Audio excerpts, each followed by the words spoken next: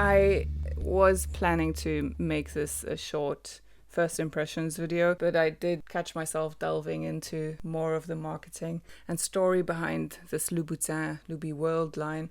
So I'm gonna give some extra info before going into the first impressions. So Louboutin recently released its Loubiworld fragrance collection after signing with the Spanish fashion and fragrance company Puig in 2018. And the concept of this line is quite captivating. From fantasies to fragrances, inspired by the designer's memories, fantasies, and dreams, each scent is a key that unlocks an entire universe. In a Vogue interview, Louboutin mentions how we're all lacking vacations abroad, and he talks about building trips in his head as a child since he never left France for a vacation until he was about 15. So for this collection, he started with the idea of imaginary journeys, and the intention was to depict the scent of travel. These lands are my own unique creation, he says. They're neither 100% real nor 100% fantastical. Often they are born from a memory that has lingered in my mind, usually sparked by a voyage, a story, or a scent that I just couldn't forget. This is what I shared with the perfumers who helped create fragrances for each of these places. The scent, the feeling, the memory that I have when I visit them in my imagination. So they came up with 7 fragrances, each with caps representing a country that inspired Louboutin's shoe designs. And since Louboutin was aiming for bottles that were works of art, he called on his friend and creative ally, Hélène Tran, a Franco-Vietnamese illustrator, to come up with a packaging. The inside of the bottles are lacquered in Louboutin's signature red, using something called the Italian glassmaker's inside decoration technique, and the selective signature red detailing in epoxy on the caps is really quite lovely too. So the destinations are represented by the bottle caps. There's the Maneki Neko type cat for Japan, the Louboutin Stiletto for France, and more specifically Pigalle, home of the Moulin Rouge, the crown for England, the tiger for India, the calavera skull for Mexico, the crocodile for Egypt, and the pineapple for tropical Brazil. And the signature Louboutin red sole stiletto actually forms the crown of the pineapple. Pretty cool. Okay, trying out these new Loubiworld by Louboutins. Let's see what we have here. Okay. So, first of all, let's go for Luby Funk. Can I pop these out? Yeah, that's more like it. Luby Funk.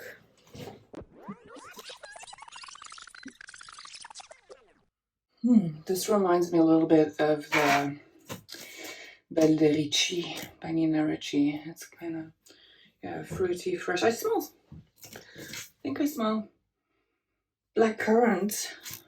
I'm not sure what's in here. It's fruity shit. Okay, I'm gonna let all of these dry down a bit. This is Louboutin.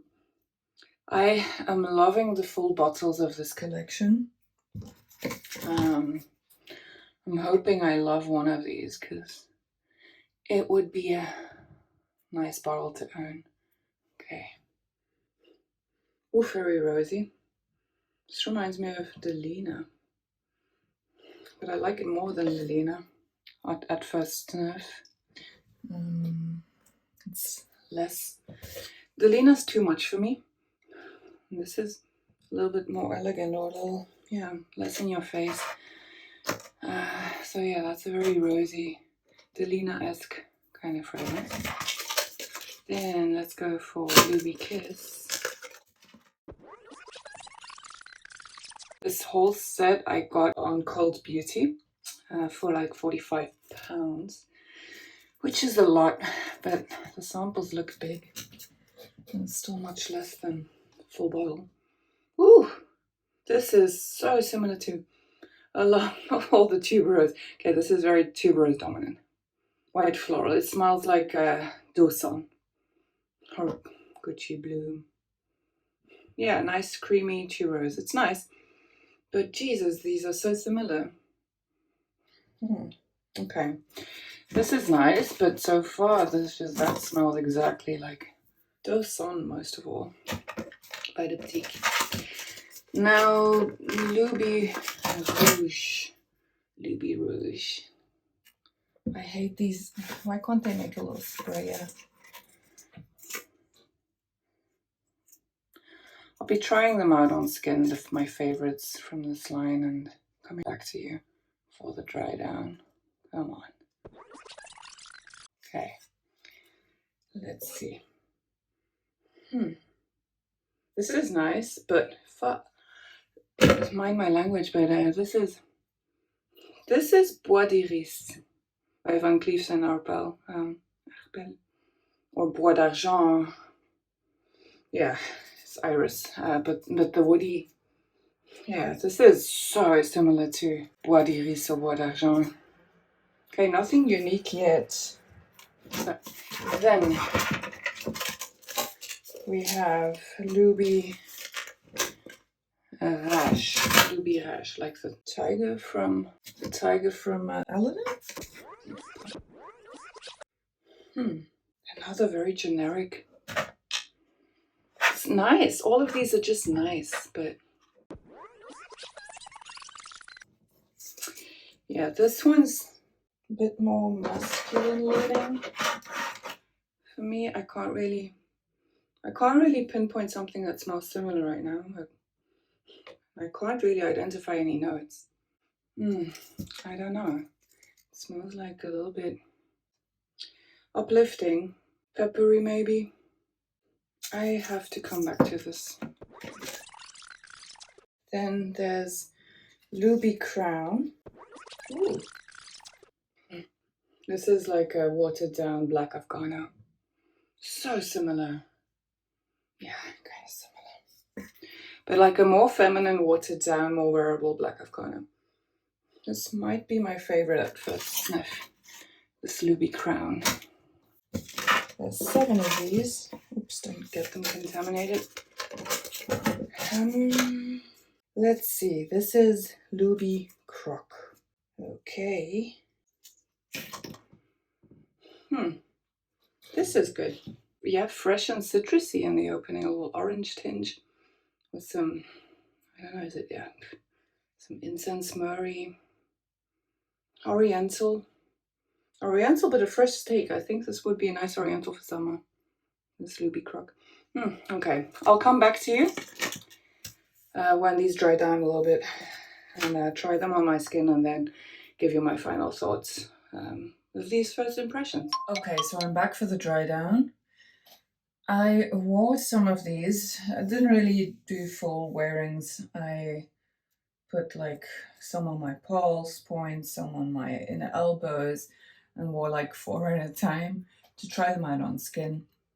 They didn't differ much from what I smelled on the tester strips, so I don't think they're the most complex fragrances. This one, for example, the Luby Crown, really does smell like black Afghano. I smell a lot of woody notes, patchouli. It has that same woody marijuana smoky vibe. I don't think black Afghano smells like marijuana, but I get how the similarity is made. But this really smells extremely similar to black Afghano, just a much weaker version. So if you want a more wearable black Afghano, then just wear black Afghano but spray less. This is too overpriced. The bottles are nice, but the black Afghano bottle is nicer. And you only get 30 ml from the black Afghano bottle, but you will need 5 times less than you'll need from this. Here is Luby Funk. Luby Funk is a fragrance by Nicolas Beaulieu. The top note is blackcurrant. That was pretty obvious at the opening. Middle note supposed to be Turkish rose, and the base note patchouli. So yeah, it's a chypre, a fruity chypre with a lot of blackcurrant in the top. It does smell like I would like to wear this in the summer. It really reminds me of the Le Belle de Nina Ricci, the green one. Although I haven't really smelled that for a while because it's discontinued, but it kind of brings me back to that experience, even though the notes don't seem to match at all. But it's fruity, it's good for summer, but it smells like a designer. Not worth the price at all. Again, none of these, to be honest, are worth the price. Loubidou is a watered down Delina. It is really similar. It's very similar. A little, it's more wearable. I do like this more than Delina. It's a nice, fresh, sweet, sexy rose, I guess. But I think it's a bit. I think Delina is just too cloying, and that's why I like this one a bit more because it's less in your face. But again, just a bit of a rip off of Delina, and yeah, not worth it. Luby Rage is supposed to smell like Dior Homme. A couple of people saying that, but I don't smell the similarities. It's supposed to be a feminine leather fragrance, so it has some suede leather in there. Subtle, but it's apparent. And I did get the pink pepper quite prominently, and then there's some cedar in the base notes. I like this, but I would never buy it, and it's too forgettable. All of these are kind of generic, actually. Can you tell I'm not a fan of this line? Luby Croc has the nicest bottle. So if I would get any of these, I would probably get that one, the Luby Croc, because of the bottle. And it is one of the better ones. It's one of the more unique ones. This one's the only one that doesn't immediately make me think of another fragrance. So yeah, it's decent, but not something I'd buy, not even for a quarter of the price. None of these I'd buy for a quarter of the price, except maybe for the bottle, if you're into bottle design. The bottles seem to be beautiful. This is a very nice tuberose, but it, again, not special at all. All of these seem recycled. And Parfum de Marly comes to mind. Just, yeah. You can expect it from a doer to clone. But these all smell like clones, basically, but then at an extremely high price point. And I do not like that. So this is a big thumbs down for me. If it was much cheaper, I might have okayed these. But yeah, at this price point, to copy other people's work is just kind of shameful. And they're probably justifying the price with the fancy elaborate packaging. But yeah, this one, Luby Kiss, is nice. Creamy white floral. But again, you can get Diptyque d'Automne or even a Gucci Bloom, and it's gonna smell just as good for a much cheaper price point. So nice, but very not special tuberose. Then the last one, Luby Rouge. Maybe this is my favorite, Luby Rouge, but I would never get it because I already have a bunch of fragrances that smell similar. This smells like Bois d'Iris by Van Cleef & Arpels. It smells like Bois d'Argent, but those two smell really similar in themselves. But I saw in the comparisons on Fragrantica that someone compared it to Changing Constance, and I do actually get a bit of that. So you could say it smells like a bit of a mix of Changing Constance and Bois d'Iris, but much more dominant on the Bois d'Iris. It's like Bois d'Iris or Bois d'Argent with a little bit of Changing Constance, which is nice because I love those fragrances. So if they were to gift me one of these, if I had no fragrances, I'd go for this one. This one is the one I would wear the most, but I already have a couple very similar to this that I already love and wear. The Luby Croc is the only one I don't really have anything of that smells similarly at first sight. So, and I do love that bottle. So I'd probably get this for my collection if I ever saw it on sale for a quarter of the price, maybe. But I won't rush out to buy any of these. So yeah, big pass. I didn't really expect much to begin with, but generic, nothing special. Copies mostly. They're overpriced and redundant. That's about it. So at £260 per bottle, it is kind of ridiculous. So I please don't blind buy these. This quote struck me because the fragrances don't seem like unique creations. They're not 100% real or original, but not 100% copies either. What is pretty original is that the website has this Loubiworld profiler quiz supposed to guide you to find the right fragrance, the fragrance that suits you best. My favorites were actually the ones they suggested. So good marketing, great design. And I'm not sure if they're joking with their application tip. Pull up the cap and spray the fragrance. But either way, it made me chuckle. So all in all, beautiful concept with beautiful artwork. And I am a massive sucker for the aesthetically pleasing, pretty bottles and packaging. But I'd still rather have a great fragrance over great packaging. And it's a shame because with this concept and artwork, the Loubiworld line had the potential to be something really great, I think. But as I've mentioned about 32 times now, most of these seem almost identical to better known staples that cost much less.